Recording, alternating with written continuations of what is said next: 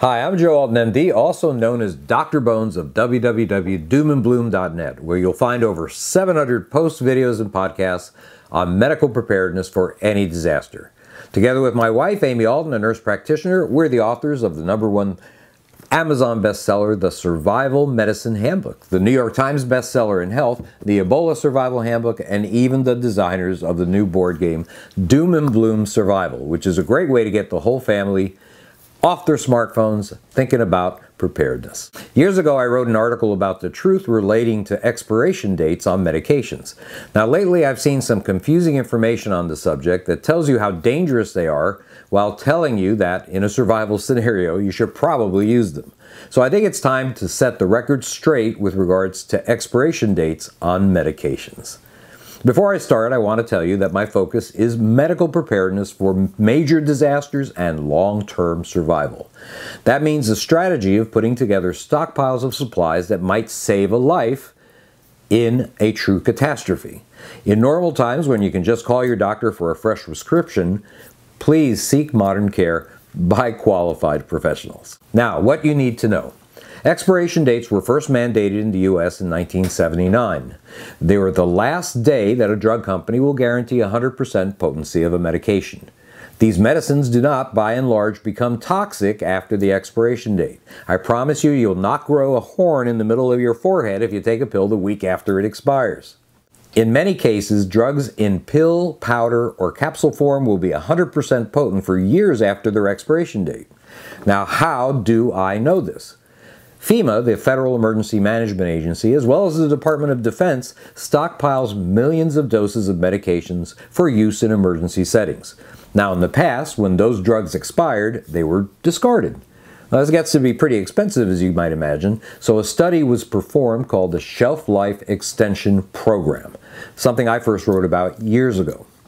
Now, the program found that most medications, as long as they're in pill or capsule form, were still effective after their expiration dates, sometimes for years. As such, I recommended not throwing them away, but instead making them part of your survival medical storage. This, by the way, was not the case for medicines in liquid form. They lost potency pretty quickly after their expiration dates, so they're not useful for long-term survival settings. Now, this information led the government to put out extensions of expiration dates for certain drugs as needed, such as a 5-year extension given the antiviral drug Tamiflu during the 2009 swine flu epidemic. Despite this, you'll see quotes, often from academic types, that medications are dangerous when expired and they should be tossed. Now, these opinions are fine in normal times, but if you're watching this video, you're probably a member of the preparedness community or at least interested in the topic. You might even be the person who would be medically responsible for your family in times of trouble. Good. You're exactly who I want to talk to. You may one day have to make a decision in a true disaster about whether or not to use an expired medication. Let's say a loved one is fading from an infection. Something bad has happened, you're off the grid, and have little or no hope of getting to modern medical care. You have an expired bottle of antibiotics. What are you going to do? Someone you love is dying. Are you going to use the expired drug or not? Exactly. Of course, medicines should be stored in cool, dry, dark conditions. Their potency will fade twice as fast if stored at 90 degrees as if stored at 50 degrees. Freezing them, however, is rarely helpful. Even if stored in suboptimal conditions, a capsule or a tablet that hasn't changed color or consistency is probably still worth keeping for austere settings.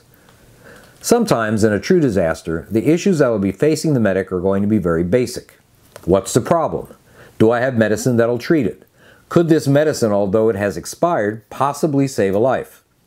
When it comes down to it, can you really choose to not use it to prevent a death? Because it may possibly have side effects or not be quite as strong as it was? I say, in this situation, don't withhold a drug because some professors said it wasn't a good idea to use it. Believe me, they weren't seriously considering a time when an expired medicine might be the only option you have left. Let's hope it never gets to that point, but preparing for the worst while hoping for the best isn't a bad strategy to deal with the uncertain future. This is Joe Alton, MD, wishing you the best of health in good times or bad.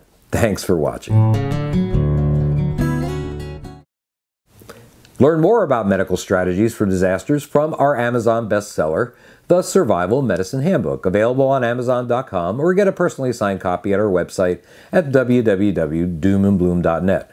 Also, fill those holes in your medical storage by checking out Nurse Amy's entire line of medical kits and supplies at store.doomandbloom.net.